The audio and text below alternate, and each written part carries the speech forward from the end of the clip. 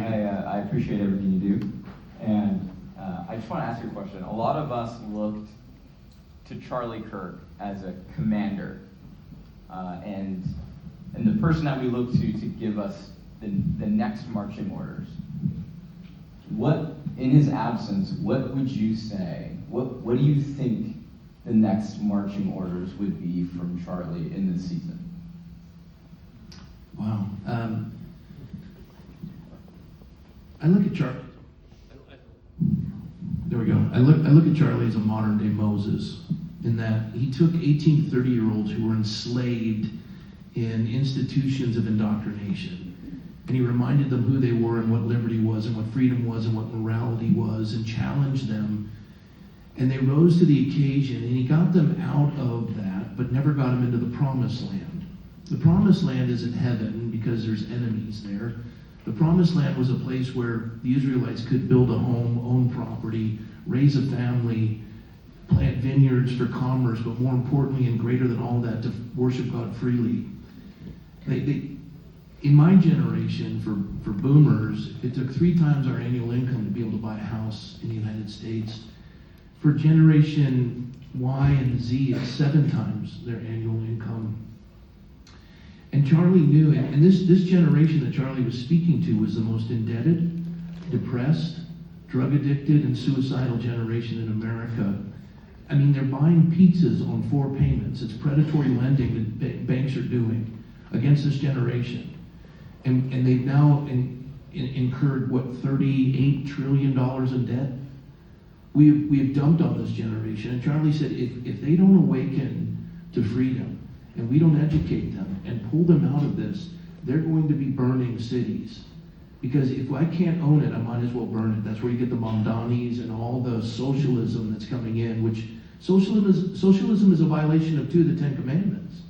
And so this is the heaviness of it. Charlie would educate them. So he got them out of the bondage, but it's time to bring them into the promised land. And you're asking, what would the next thing be? As you see in Joshua chapter 1, Moses had been dead for 30 days.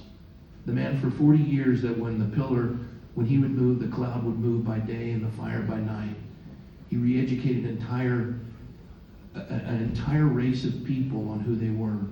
That they weren't serving the small gods of Egypt, that their God held the heavens in the span of his hand. He re-educated them for 40 years, and now he's dead. They're all lost, like all of us when Charlie was murdered. What do we do now? And he found the guy that was fallen up on the mountain, that when Moses was in the presence of the Shekinah glory of God, Joshua was out there looking for something to eat. And while, Aaron was down there fashioning what they would fashion a golden calf or whatever, Joshua was a faithful servant. And in Joshua 1 it says, God speaks to Joshua. He says, Moses, my servant, is dead. That's 30 days. He says, you're not going to lead from the grave. He said, now Joshua, be of strong courage. And it was Joshua who appointed the leaders over the 70. Servants know how to find servants. And he instructed them that the Levites would carry the ark across the Jordan into the promised land. And I'll tell you what the command is. Get these kids into the promised land. Reestablish the moral law with civil law. Start to come to those principles where there is a God in heaven, and nations will be judged on whether their people have had access to truth. Charlie would say, truth is never afraid of a lie.